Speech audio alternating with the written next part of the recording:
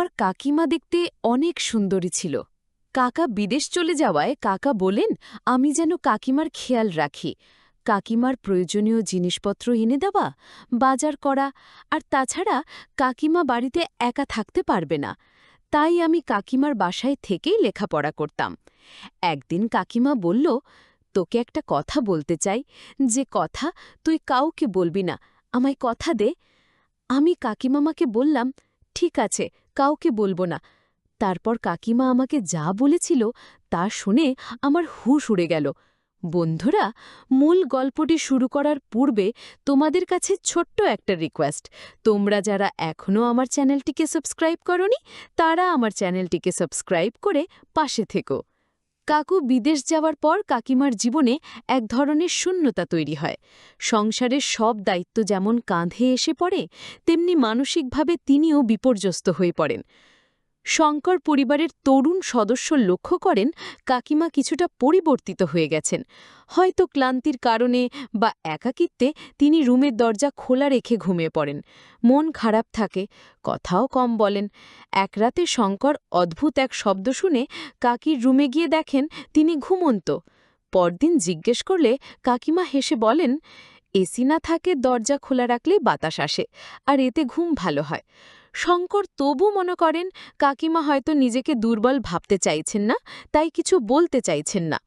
দিন যায়, কাকিমা আবার কিছুটা স্বাভাবিক হন।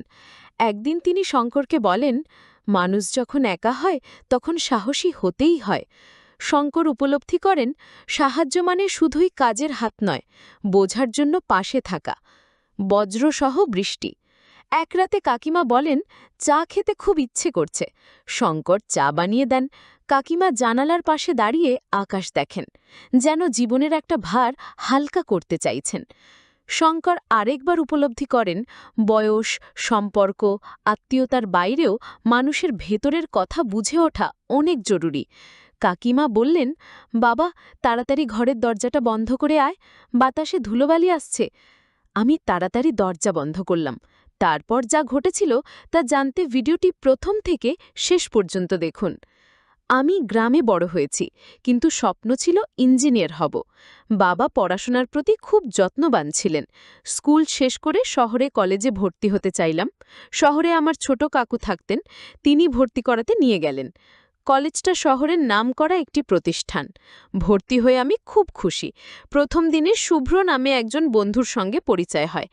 আমি ভেবেছিলাম ছাত্রাবাসায় থাকব, কিন্তু কাকু বললেন, আমার বাসায় থাক, কাকিমা তোকে মার মতো দেখবে। কাকিমা দরজা খুলে অবাক হয়ে বললেন, তুই শঙ্কর, এত বড় হয়ে গেছিস? তিনি হাসি মুখে বললেন, ভেতরে আয়, আজ তোকে নিজের হাতে রান্না করে খাওয়াবো। নতুন শহরে নতুন মানুষদের সঙ্গে শুরু হলো আমার জীবন। সকালে কলেজ, সন্ধে পড়া, রাতে কাকিমার রান্না। এই রুটিনে অভ্যস্ত হয়ে উঠছিলাম। কাকিমা খুব যত্ন নিতেন, খাওয়া, ক্লাস, বিশ্রাম সবকিছুতে খেয়াল রাখতেন। তবে একটা বিষয় খেয়াল করতাম, কাকু বাসায় থাকলে কাকিমা কিছুটা গম্ভীর থাকতেন, আর কাকু বাইরে গেলে তিনি অনেকটা প্রাণবন্ত হয়ে উঠতেন। আমি ভাবতাম হয়তো সংসারের চাপ কমে গেলে মানুষ হালকা বোধ করে। একদিন কলেজ থেকে ফিরতে দেরি হলো। কাকিমা টেবিলের পাশে বসেছিলেন, মুখটা ক্লান্ত দেখাচ্ছিল। আমি বললাম, কাকিমামা, আপনি আজ মনমরা কেন? তিনি একটু চুপ করে থেকে বললেন, শঙ্কর, তুই তো বড় হয়েছিস, কিছু কথা আছে যা কাউকে বলিনি, তুই শুনতে চাস? আমি অবাক হয়ে বললাম, কি কথা কাকিমা? তিনি বললেন, তোর কাকুর জন্য অনেক কিছু ত্যাগ করেছি, কিন্তু সে কি আমার জন্য কিচ্ছু করেছে? আমি চুপ করে রইলাম। তার কথায় এক ধরনের না বলা কষ্ট ছিল। কিছুদিন পর কাকিমা বললেন, তোর কাকা বিদেশে চলে যাওয়ার পর মনে হচ্ছে ঘরে যেন শান্তি ফিরে এসেছে। আগে সবসময় ভাবতাম কিভাবে সংসার সামলাব, এখন বুঝি নিজের অস্তিত্বও গুরুত্বপূর্ণ। আমি বুঝতে পারলাম কাকিমা শুধু একজন গৃহিণী নন, তিনি একজন মানুষ যার অনুভূতি, আত্মসম্মান এবং নিজের জন্য ভাবার অধিকার আছে, যা আমার কাছে পরিষ্কার ছিল না। আমি বুঝতে পারছিলাম না কেন কাকিমা কাকু চলে যাবার পর এতটা স্বস্তি পাচ্ছেন, আবার কেন এতটা দুঃখ কষ্টও ছিল তার মধ্যে। কিছুদিন ধরে আমি লক্ষ্য করছিলাম তিনি রুমের দরজা খুলে রেখে ঘুমাতেন। আমি ভেবেছিলাম হয়তো ভুল করে কাকিমা দরজা খোলা রেখেই শুয়ে পড়েছেন, কিন্তু পরদিনও একই ঘটনা ঘটল। আমি কিছুই বুঝতে পারছিলাম না।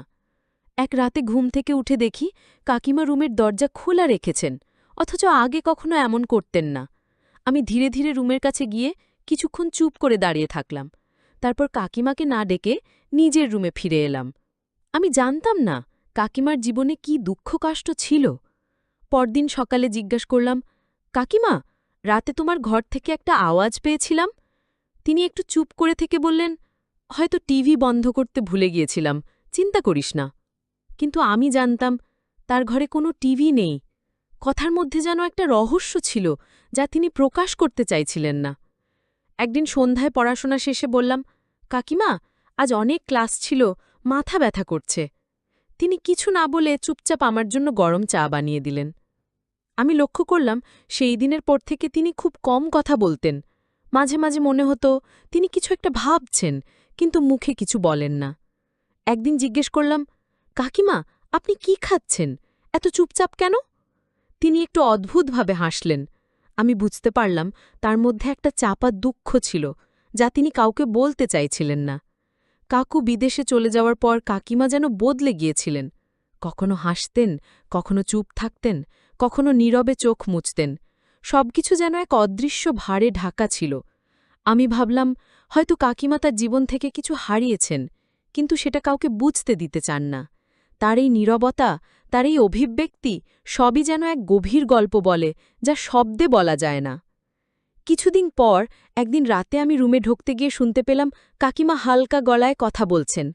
আমি ধীরে ধীরে গিয়ে শুনলাম তিনি নিজেই কথাগুলো বলছেন, যেন কাউকে কিছু বলতে চাইছেন। কিন্তু আমি তো কাউকে দেখতে পেলাম না।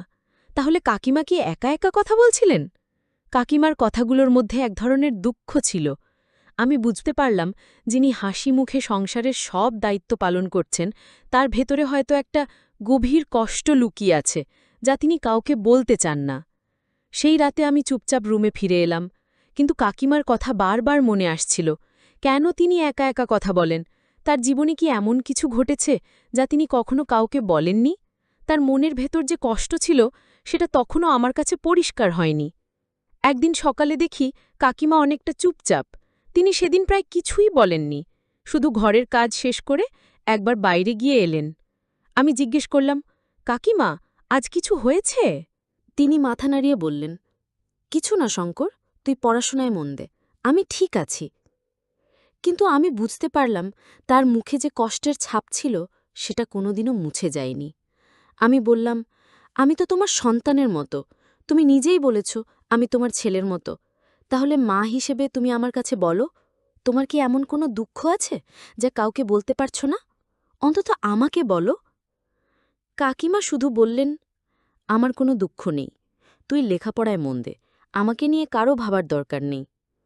আমি কখনো ভাবিনি যে মানুষটা আমাকে নিজের সন্তানের মতো ভালোবাসেন, তার জীবনে এমন কোনো কষ্ট থাকতে পারে যা বাইরে থেকে কেউ বুঝতেই পারে না। আমি জানতাম না কাকিমা এতটা যন্ত্রণার ভেতর দিয়ে যাচ্ছেন। তার মনের গভীরে যে ভার ছিল, আমি তা এখনও পুরোপুরি বুঝে উঠতে পারিনি। এই এক অদ্ভুত সময় ছিল। কাকিমা গত কয়েকদিন ধরেই বেশ চুপচাপ ছিলেন। আজ সকালে আবার তাকে রান্নাঘরে দেখে আমি কিছুটা অবাক হলাম। তিনি রান্নার কাজ করতে করতে হঠাৎ বললেন, শঙ্কর, জানিস তো, অনেক সময় মানুষ নিজের জীবনের অনেক কিছু চাপা দিয়ে রাখে, শুধু তারা অন্যের জন্য হাসি খুশি থেকে বেঁচে থাকে। আমি অবাক হয়ে বললাম, কাকিমা, আপনি তো সবসময় এত হাসি মুখে থাকেন, আপনি তো কখনোই আমাদের দেখাননি যে আপনি অনেক কষ্টে আছেন। কাকিমা মাথা নিচু করে কিছুক্ষণ চুপ ছিলেন। তারপর বললেন, তুই তো মনে হয় বুঝতে পারিস না, আমার জীবনটা একসময় অনেক ভালো ছিল, কিন্তু সবকিছু যখন বদলে যায় তখন আমাদের কাছে কিছু স্মৃতি থাকে, কখনো কখনো কিছু দুঃখ কষ্ট থাকে যা কাউকে বলা যায় না। তার কথা শুনে আমি আর কিছু বললাম না, কারণ আমি বুঝতে পারলাম কাকিমার জীবনে অনেক গল্প রয়েছে যেগুলো আমি কখনো জানব না। তবে তার মুখে হাসি থাকলেও গভীরভাবে তার মনের ভেতরে এক অজানা যন্ত্রণা ছিল যা আমি কখনোই পুরোপুরি বোঝাতে পারব না। আজ সকালে আমি খেয়াল করলাম কাকিমা একদম মুচকি হাসছেন, কিন্তু তার হাসির মধ্যে যেন একটা দুঃখ লুকিয়েছিল। কাকিমা হঠাৎ আমায় বললেন, আমি যখন তোর কাকুকে বলেছিলাম তুমি যদি চলে যাও তাহলে আমি বিশাল শহরে কিভাবে থাকব? তোর কাকু তখন বলল, আমাকে গ্রামে রেখে আসবে। তখনই কিন্তু আমি জানতাম আমাকে একদিন একাকী থাকতে হবে। সে চলে যাওয়ার পর থেকেই তার মনের ভেতর একটা বড় শূন্যতা তৈরি হয়েছিল। তবে এখন বুঝতে পারছেন, হয়তো জীবনটা একাই চলা শিখতে হবে। মনে হচ্ছে দুনিয়াতে কেউ কারণ নয়। আমি তখন বললাম, কাকু তো আর সারা জীবনের জন্য বাইরে চলে যাননি। কাকু তো বছরখানেক পরেই ফিরে আসবেন। কাকিবা আমার কথা শুনে কান্না করতে লাগলেন, যা আমি আগে কখনো দেখিনি। তার কথাগুলো খুবই দুঃখভারী ছিল, তবে সেগুলো ছিল জীবনের এক কঠিন বাস্তবতা।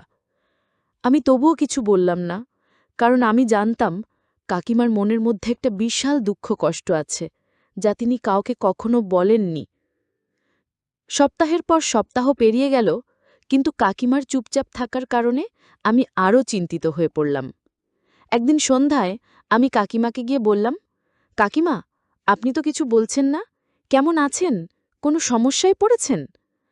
কাকিমা একটু সময় নিলেন, তারপর ধীরে ধীরে বললেন, এখন আমি অনেক কিছু বুঝতে শিখেছি শঙ্কর। জানিস, এই শহরে এসে মনে হয়েছিল নতুন জীবন শুরু করব, কিন্তু আসলে কিছুই নতুন হয়নি। আমার জীবনের পুরনো স্মৃতিগুলো সবসময় আমার চোখে ভেসে ওঠে।